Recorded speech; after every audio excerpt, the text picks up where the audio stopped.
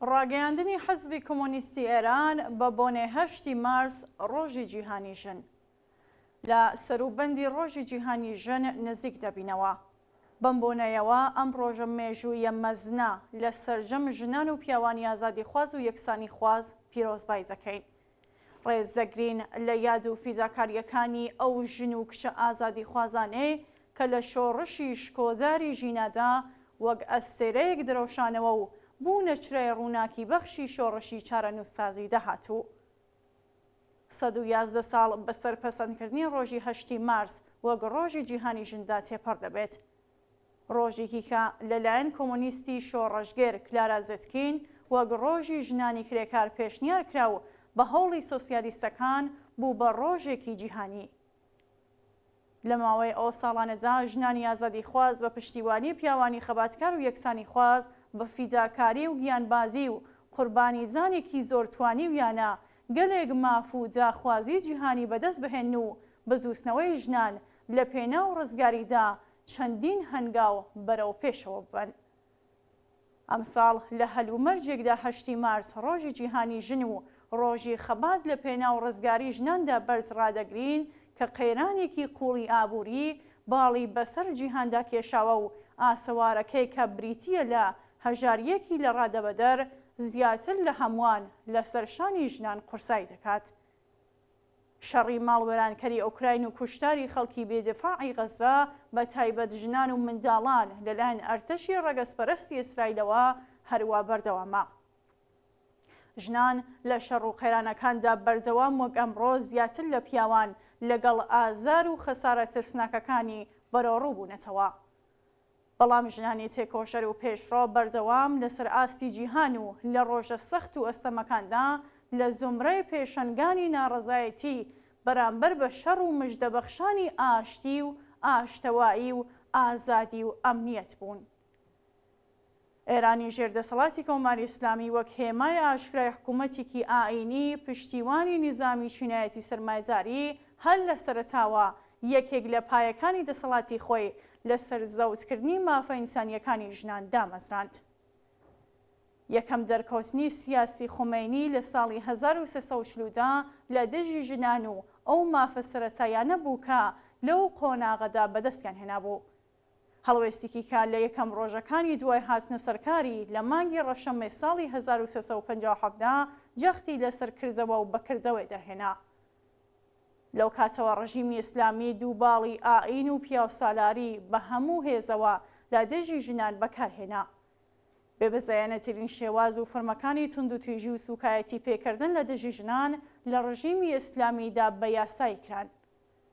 سەپاندنی حەجاب ئیجباری وەک سمبۆلی بە کۆیلەکردنی ژنان، هاوسەرگیری منداڵ، پەرەپێدان بە لەشفرۆشی لە ژێرناوی سیغەکردن، لێبوردەیی یاسایی بۆ کوشتنی ژنان بە بیانووی ناموسی، بێبەشکردنی ژنان لە مافە سەرپەرشتیکردنی منداڵ، بێبەشکردنی ژنان لە مافی دادوەری، زەوتکردنی مافی سەفەرکردن بە بێئیزنی پیاوان و بە یاساییکردنی مافی دوو ژن بەرامبەر بە یەک پیاو تەنیا بەشێکن لە یاساکانی دژە ژن لە ڕژیمی ئیسلامیدا.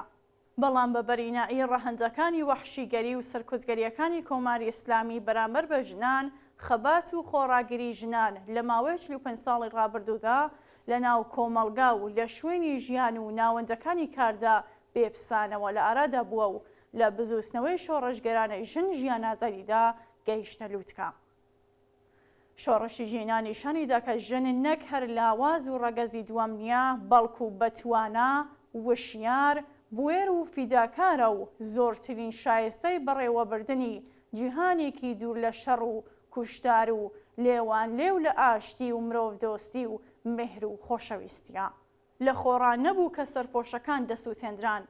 ژنان لە ڕیزی پێشەوەی خۆپیشاندانەکاندا بوون. لە بری وتار و خوتبەی مەلا و ئاخوندە ئاینیەکان دروشم و سرودی شۆڕەشگەرانە لەسەر گۆڵکۆی گیانبەختکردووان دەوترانەوە و لێدوان و بەیانیای ئومێدبەخش دژ بە هۆکارەکانی هەڵاواردن و شۆسانەوەی ژنان واتە ئائین، پیاو سالاری و سەرمایەداری دەنووسران و بڵاو دەکرانەوە. کەم نین ئەو ژنە خۆڕاگر و فیداکارانەیە کە لە سیاچاڵەکانی ئیسلامیدا بوێرانە خۆڕاگریان کرد و کۆڵیان نەدا و گیانی ئازیزیان لە پێناو ئارمان و باوەڕی بەرزیاندا بەخت کرد. کەم نین ئەو ژنە خەباتکار و تێکۆشەرانەی کە سەرجەم چابووەکانی ئەو قۆناغەیان تێکشکاند و لە نەبەرد و بەرخۆدانی چەکدارانە و سەربەرزانەی کوردستاندا لە دژی لەشکەرکێشی حکوومەتی ئیسلامی قارەمانانە خەباتیان کرد. گیانیان لەدەستا و بوونە هێما و سەمبۆلی هەزاران ژن و کچی شۆڕژگێر و ناو یادیان بۆ هەمیشە بە زیندوی دەمێنێتەوە. کەم نین ئەو ژن و کشانەیە کە لە ستەم و سەرەڕۆی یاخی بوون و چارشێ و حجابی ئیجباری ئیسلامی ئەم هێمای وەحشیگەری و بەربەڕیەت و پیاوسەلاریە ئائینیەیان لە مەیدان و چوارڕیانی شارەکاندا ئاگر تێبەردا و دەنگی یەکسانی خوازی و مرۆڤایەتیان بەرز کردەوە.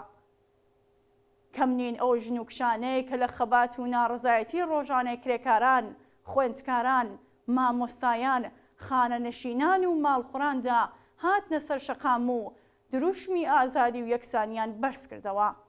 سنگیان لە بەرامبەر سەرکوتگەرانی بێبەزەیدا کردە خەڵغان و لەرزەیان خستە جەستەی حکوومەتی ڕزیوی ئیسلامی ئێرانەوە. لە ئێرانی ژێردەسەڵات و سەرکوتی کۆماری ئیسلامیدا 8 مارس ڕۆژی جیهانی ژن هیچ پێگێکی یاسایی نییە. دژایەتی کۆماری ئیسلامی لەگەڵ ئەم ڕۆژە لە دژایەتی ئەم حکوومەتە لەگەڵ ژنان و هەر چەشنە بزوستنەوەیەکی یەکسانی خوازیەوە سەرچاوە دەگرێت. 8 مارسی ئەم ساڵ دەتوانێت ڕۆژی گەڵاڵەکردن و خستنە ڕووی ویست و داخوازیەکانی ژنان، ڕۆژی داواکاری یەکسانی ژن و پیاو، ڕۆژی ناڕزایەتی دەربڕین بەرامبەر بە توند و تیژی دژ بە ژنان لە کۆمەڵگای ڕوو لە گۆڕان و وەرچەرخانی ئێراندا بێت. ویست و داواکاریەکانی ژنان ویست و داواکاری چینی کرێکار و بەشی وشیار و پێشکەوتن خواز و یەکسانی خوازی کۆمەڵگایە.